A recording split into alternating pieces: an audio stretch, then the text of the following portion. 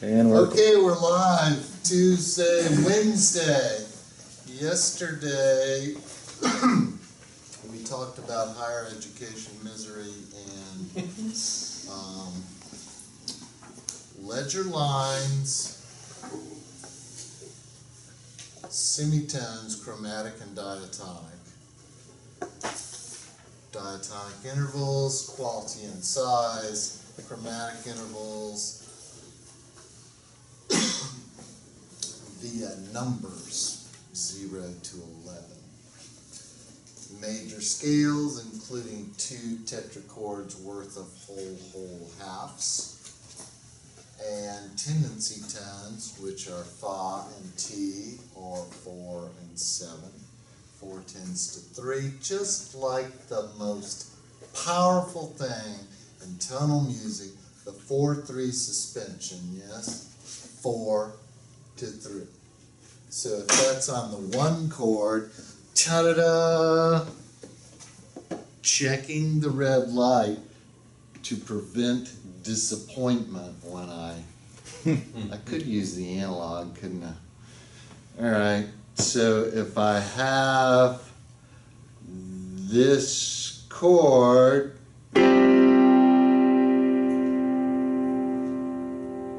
we're kind of expecting it to go somewhere from there, right? So it has a lot of potency, yes? Now that's not technically a suspension because that was a question to the class. It has no preparation.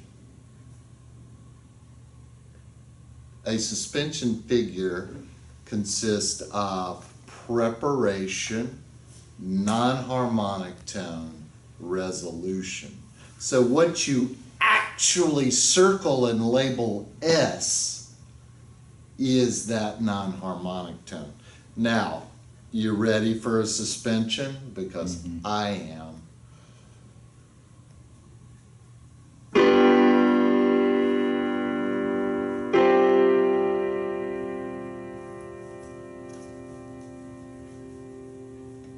Oh, it didn't speak.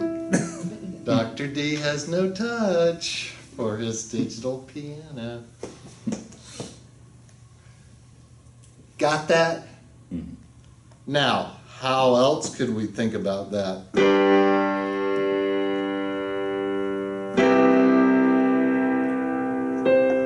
What was that one called? Oh, let's pay attention.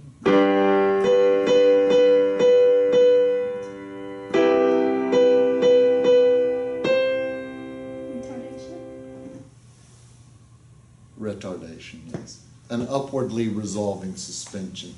That was kind of not good sounding. If we did that in the minor mode,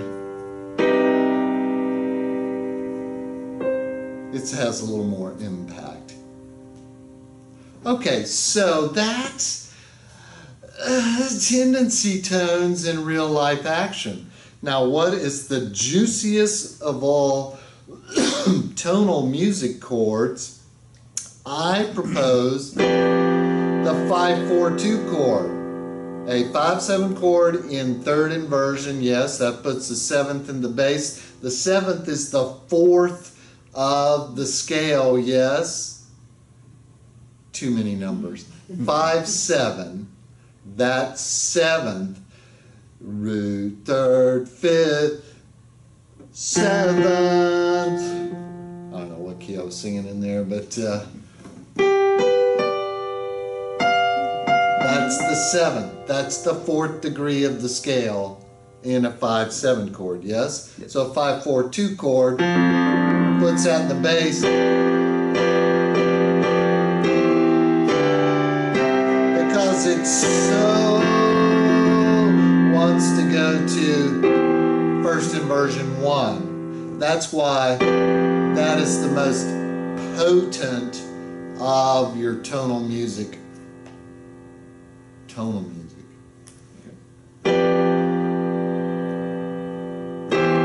And this chord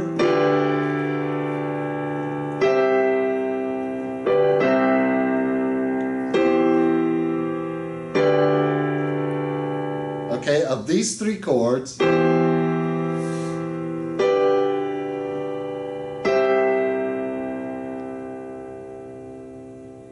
what was the middle chord called?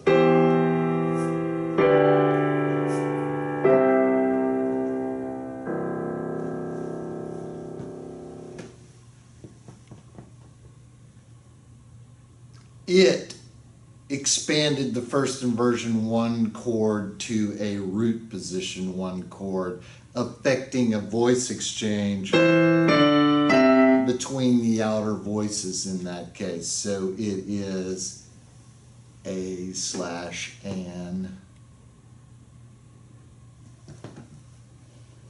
passing 6/4 chord. Do we know this term?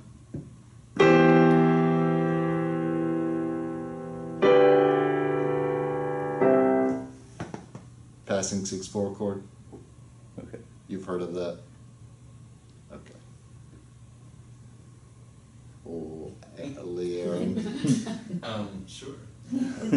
I probably have one, so. Yeah. Okay, it's in the class of dissonant Yeah, 6/4 chords. What are the 4 dissonant 6/4 chords? A. Neighbor 6/4. Second one, passing 6/4. Next one,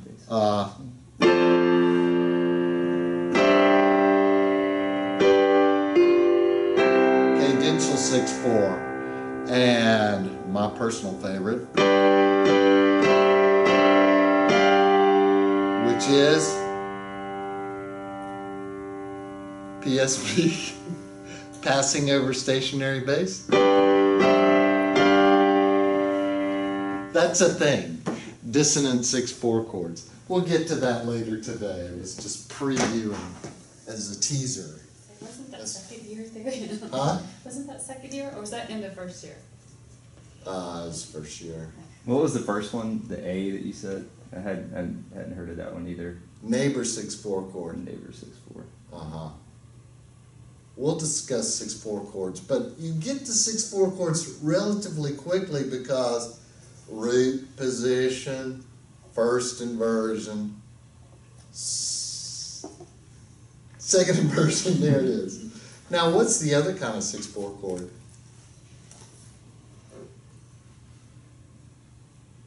If it's a dissonant 6/4 chord, okay, I named the 4 dissonant 6/4 chords.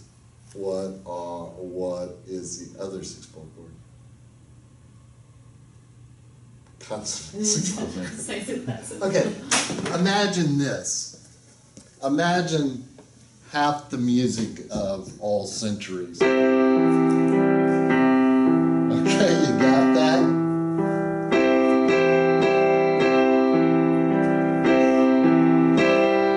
Consonant 6/4 chord that results through an arpeggiation. So what's the dissonance? What's the difference between a consonant 6/4 chord and a dissonant 6/4 chord is the following.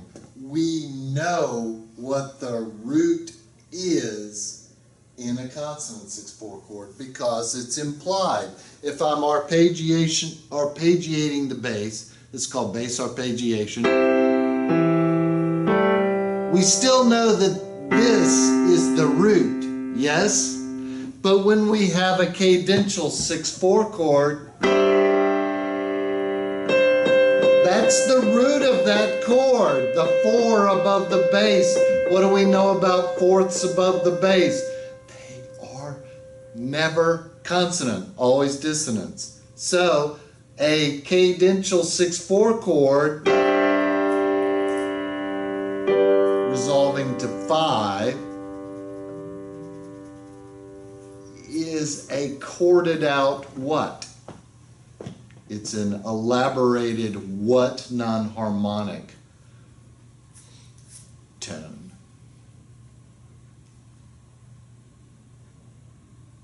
A suspension.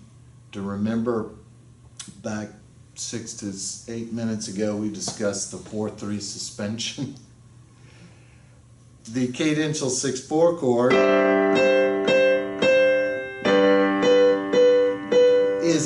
chordal realization of the 4/3 suspension. So that's why it's called dissonant 6/4 chord, because we don't hear that as a tonic, or not a tonic, even as the root. We hear of it as a non-harmonic tone going to that. Understood? The same could be said for the neighbor 6/4 chord. If I do this, that's a neighbor note. Yes? If I do it as a chord, that's a neighbor 6/4 chord. But we hear that not as the root, but as a neighbor to. That's why that's a dissonant 6/4 chord. Yes? Okay, how about this one? Passing 6/4 chord. We hear this as a voice exchange of. Okay, that's the harmonic interest of that there. Passing 6/4 chord. That note does not sound like the root.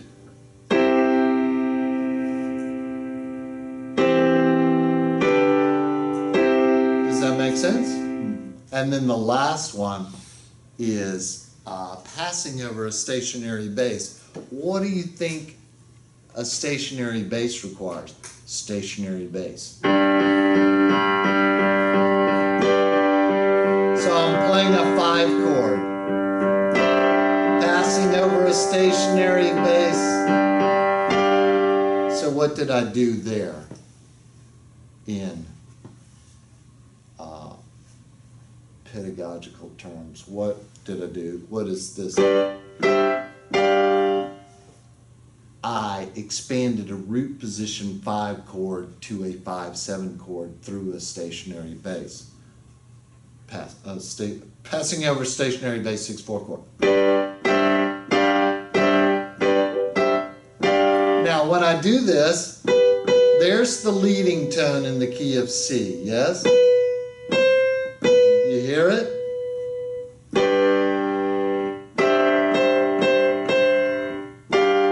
Now I don't have a leading tone in this chord here. I have a G, a D, and an F, and more Gs. But because we're just expanding a harmony, our ear still includes the leading tone. It's still assumed. We still resolve it, hopefully, with the little ornamentation. Did that make any sense to anyone? Okay. There are other names for these things. The neighbor 6/4 chord, often called auxiliary 6/4 chord, and also called dun-dun-dun-dun. What do you bet? What non-harmonic tone label would best fit the neighbor 6/4 chord other than neighbor? You're not going to get this right, but I'll just sit here quietly anyway. Pedal 6/4. Are you seeing in Casca Payne what they're calling the 6/4 Yes. chords? They're calling it Fred, Sherman, Sally, and Jane. No. They do use pedal. Pedal! Pedal, 6/4, passing, cadential, and bass on their own. What's the last one that you wouldn't say? Bass arpeggiation and the melodic bass. but Okay, that's one. bass arpeggiation is a tonal 6/4 chord. So they're not including passing over stationary bass, okay? But the rest of us are including it. All right, we kind of jumped ahead a little bit on that, but since a lot of my teaching in college theory involves dissonant 6/4 chords and the 5/7 chord, it's good to get that on out there. Why because they represent a theoretical something. It is a Roman numeral that does not accurately represent the root. Now let's think about Roman numerals a minute. Roman numerals are the same as like the names of the scale degrees. 1 tonic. Now for myself, I like to teach major uppercase, minor lowercase, diminished lowercase with a circle, and augmented uppercase with a plus sign. The thing is, there really is not an augmented chord in music. It's sort of a, I mean, there is one. It is obviously a triad. But if I play this augmented triad, we really hear it as a retardation to a stable tone. Whereas this, we hear as a triad. This we hear as a triad. This we hear as a triad.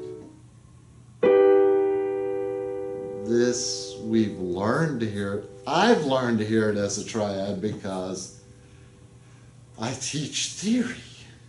But as a musician, it's hard. Why do we have 3+? I'm sorry, I bet that was highly confusing. If we're going to think of an augmented triad, that's the one we think of. Now, what does that mean? What am I referring to? Where does this come up? It's getting a little nihilistic here. There is no meaning. Where do we see that? In the minor mode harmonic scale. Yes? But in reality, we never, let's start with minor scales today.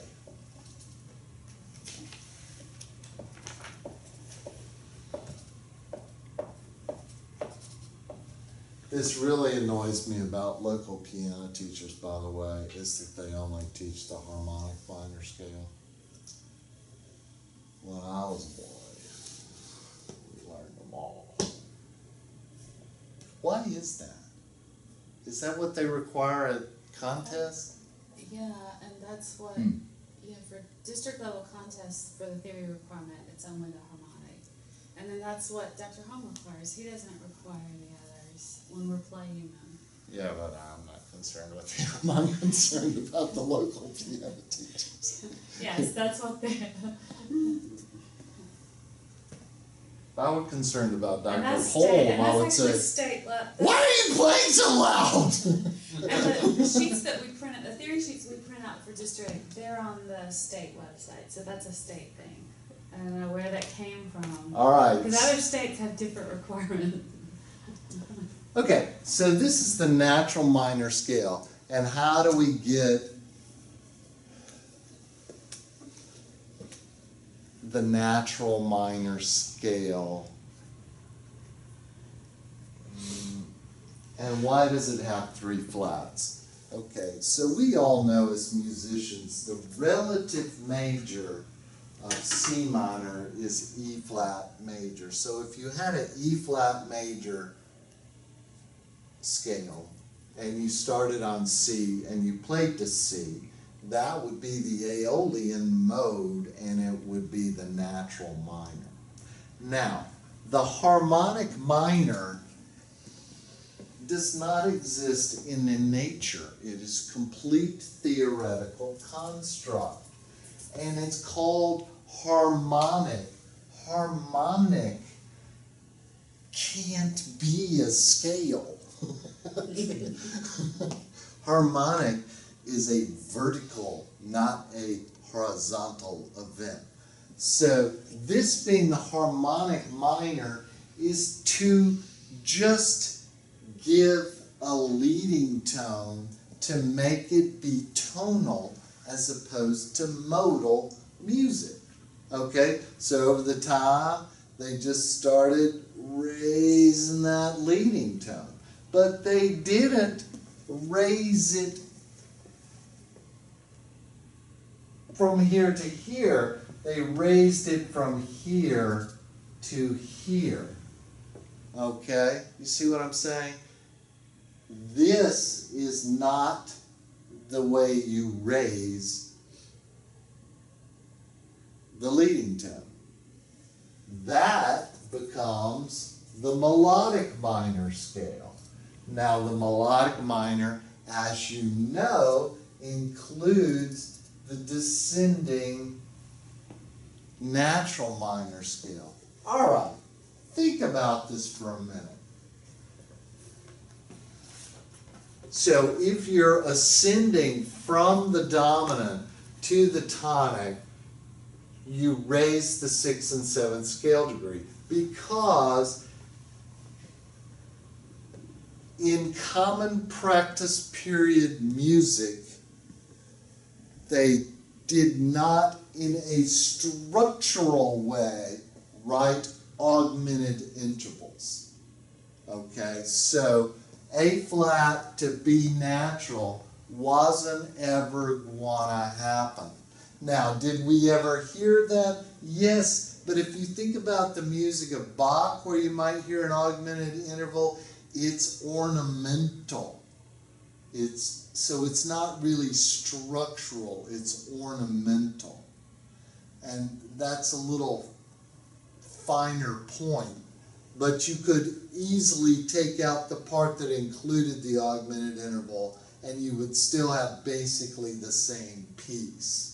It wouldn't change the harmonic flow or anything like that. Now, if you are ascending, you do that. If you're descending, you do this. Now, that is totally a music theory thing. It's nothing to do with music, because you can't just tell a composer, well, you're doing this and then you're doing that. No. The point is, the minor mode, we think of the minors as a mode, not as a scale or a key. Because you see all of this. Generally, if it is ascending, it's raised 6 and 7. If it is descending, it's lowered 6 and 7 to retain the beauty of the minor mode. Okay? If you have the melodic minor scale, the only thing you have of it is the the lowered 3rd scale degree, the E flat in this case. Are we all together there? This is what I'm trying to do a wee bit is to take musicianship skills and turn it into music theory. And as a teacher, you need to turn the music theory into musicianship skills so that you understand the foundations of these things. Blah, blah, blah, and turn your work in, stuff like that. All right? So, a lot of things happen in here. So many things involved in this. If I do this outline here, da da da da da, you would think, oh, that's 151. Yes? What else could it be?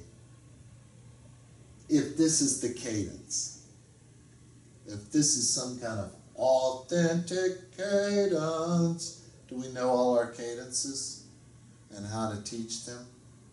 Dun dun dun. Well, somebody's gotta show us. I'll do it. I'll do it. Okay, I'm still asking this question. Did we ever realize it's the third scale degree in the harmonic and melodic minor scale? We've been over that, right? That's why we never hear that augmented chord in tonal music, because we don't do that. 3 is what in the minor mode? 3 in the minor mode is major. And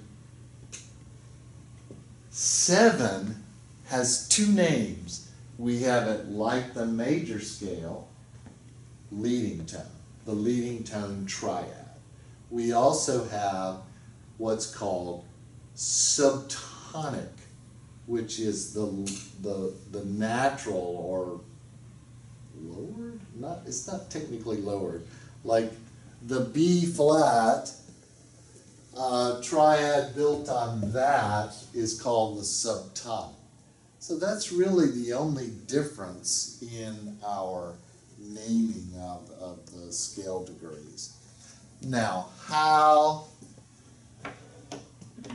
do we know the difference? Well, what do we base a lot of our tonal music on is circle of fifths, which we're going to get to today. But this major 3 and major 7 comes about if I were going to play a circle of descending fifths, all right, in the key of C minor, because that's all I'm going to figure out right now, all right?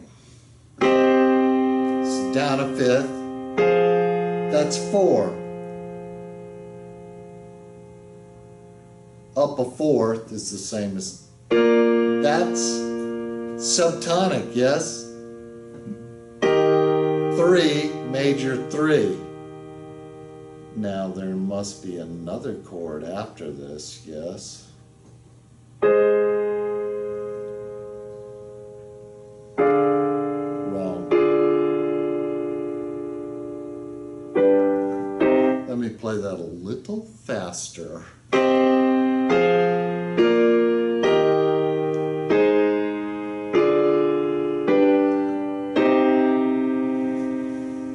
So, in that instance, in the minor mode, we're having a minor chord, goes to a minor chord, goes to a major chord, goes to a major chord, goes to,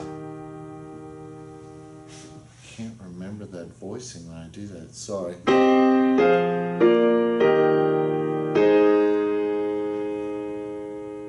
Major 6. Yes, so this is all natural minor stuff.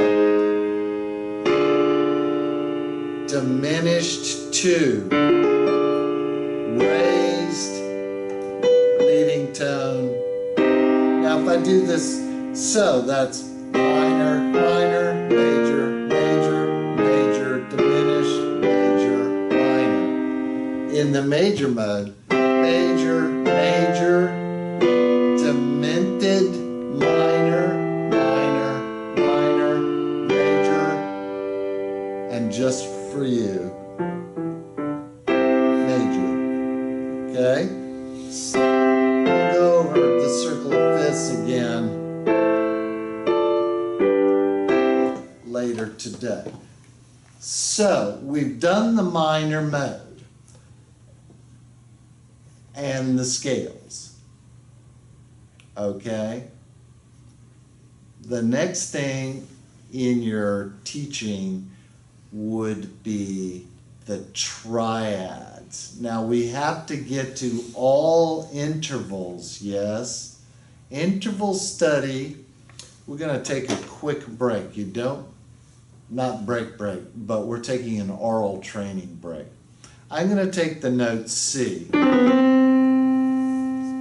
Okay? And then I'm going to play a major diatonic interval above C. And you write it down on your paper. You don't have to write the interval. Okay, you ready? So I'm going to play it melodic and harmonic. Everybody ready? It's going to be diatonic.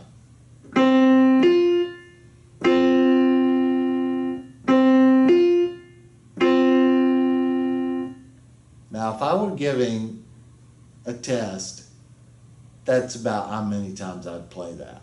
And then the student would have a C written on their paper, like a middle C, and then they would write the note above it and the interval name below it. All right? So, this would be something you would do September-ish of the first year. If you started in, oh my gosh, we start in like August. Ready for the next one?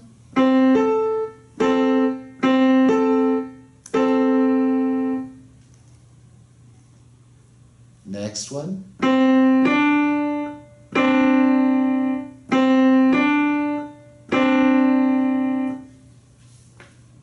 Next one.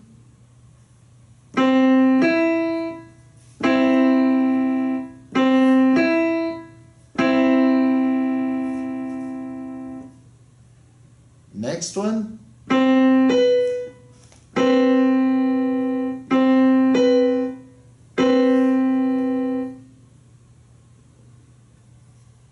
Last one.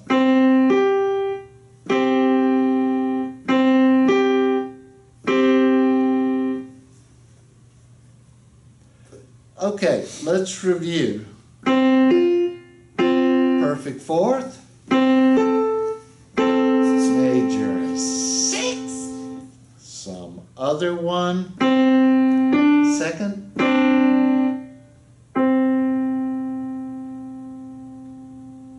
Third. Seventh. Major seventh. Perfect fifth. Okay, so that really, for the teachers of youngsters, you could do this between the 2nd and 5th grade, literally. You really could. Now, if you are teaching like high school, are you teaching high school or middle school? Both. How often do you see your students? Like Every other any day. individual student? Most classes every other day. Well, I kind of feel this way about PE. Do y'all still have PE? Mm-hmm. Like, how often do they have PE? Every other day. Well, back in the 20th century when I went to school, we had PE every day, and my children had PE every day. And it's like, if you have a child every day for 40 to 60 minutes, you really ought to be able to do something with them. You know what I mean? They shouldn't be totally out of shape and not be able to play some easy sport. If you have these children every day. As a choral director, I'm sure you have pressures for the next big football game or whatever the choral people do. Contest and Christmas recitals, all that kind of stuff, right? Yes. And you have to raise money for your... Okay. So when to teach music theory, I don't know, do you have a staff board in your classroom? I don't have a staff board yet. I usually write the lines on the board every day. All right. How about you? How old are your students? They're all very beginners.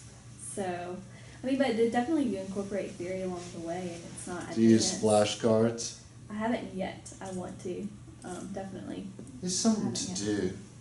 Mm-hmm. As long as you don't, well, it won't happen to you if you don't get cruel about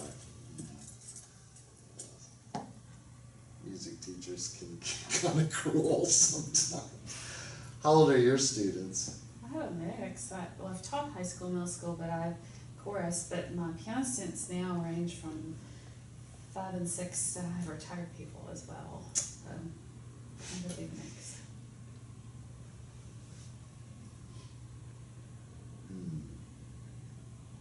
Well, there's a lot of, I don't want to say this exactly that way, but there is some pressure of time in piano lessons. It's hard to just incorporate theory because there's so much piano music, you know, and do we remember Dr. Bush, a fabulous pianist? He never claimed to be good at theory, or even, I'm sure he made A's in it. He was an Alabama person too. I'm sure he made A's in it. But he thought about theory and talked about theory all the time in his piano playing. I play the piano too, and I know lots of music by Bach and a couple other composers, but I don't ever think about theory. Never. That's what it's not what gets me through the next phrase, you know. It doesn't enhance my memory. And I think, to me, to get the mind out of the way and let the body take over actually is much more important, because the mind's job is to train the fingers. But then the mind is such, it's our ego, it wants to be the one taking credit, whereas it's up here and the fingers are down here. So a real challenge in performance is to have the confidence to throw the hands at the piano and get the mind out of the way. But that's actually harder practice than actual practicing. Many musicians find, and it's different for piano because of the memory issue, you know, it's just, that's the way it is. So if you practice with a thought in your head that remains consistent every time you practice it, that you think about that when you're on stage. Like for me, if I was playing a fugue, I would picture 3 people in period dress playing 3 different viols, not 3 different keyboards, but each line would be a different. But I wasn't really watching them play the piece, I was just watching them. It's very static, super static. Or if I was playing something that had tempo, like something that I could play, like a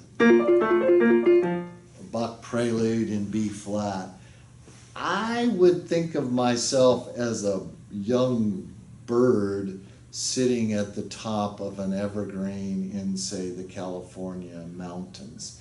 And I was looking at least 180-degree vista, but it's static. So I'm just watching that. And I'm not flying because I don't want the tempo to take off. Tempo's gonna just stay right there.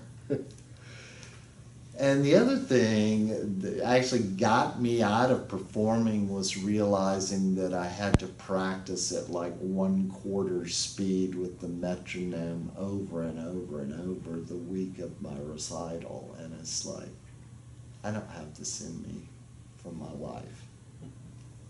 I'm not good enough anyway. Okay, despite the fact I'm not good enough. Like, I had a performance instance where I went on stage playing some, for me, challenging music, and I came to the piano, and as I went to sit down, I thought, I'm not prepared. And I got through the recital, but, you know, you can imagine what it was like. It just sort of is.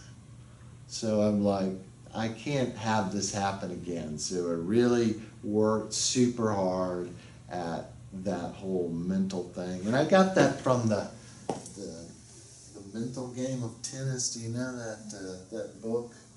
It's the thought process is if you're practicing your backhand, you think about crossing over, or I guess people teaching the backhand now. I hadn't played a lot, but if you're practicing, you think through all that. You think, oh, I got to loosen my wrist so it won't go sprawling away or whatever. But if you're playing, say you serve and you rush the net and they pop it to your left, you just got to stick your hand out there and trust it to happen. Or if you touch something hot, your hand moves before you process that. So the body is meant to take care of its business. The mind, though, it wants to say, I learned that fugue and I played it and it was me. But that's tough on stage unless, just for mortals, we need something to help us. Whereas some pianists, it's like, I don't know what they do. They're just so amazing. And I don't know how they do that. Just play. The guy down at Florida State who, Killiani, maybe? He's probably dead or retired now, but his Beethoven programs was, he would show up and he would have different groupings of the Beethoven sonatas, and he would have the audience decide one of each grouping so they wouldn't all pick the fancy one, the Pathetique, right? And then he would go out on stage and play them from memory. It's like, I don't even understand that kind of stuff at all. That's just something different. It's like, as myself as a composer, it's like, sometimes we'll refer to Mozart or Bach or Beethoven, some famous person. It's like, oh, well, we can't compare ourselves to those people. They were just like another category of something that I don't even do. I can look at their stuff, but I can sort of understand it, but I can't do it,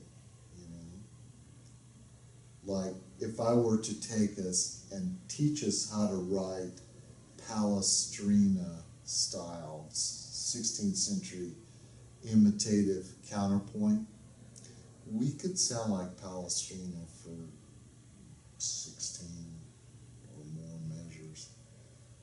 But I can teach us tonal counterpoint, 18th century Bach style, forever, and we'll never sound like Bach for even 4 measures. It's just, that's the way it is. It's just the way it is.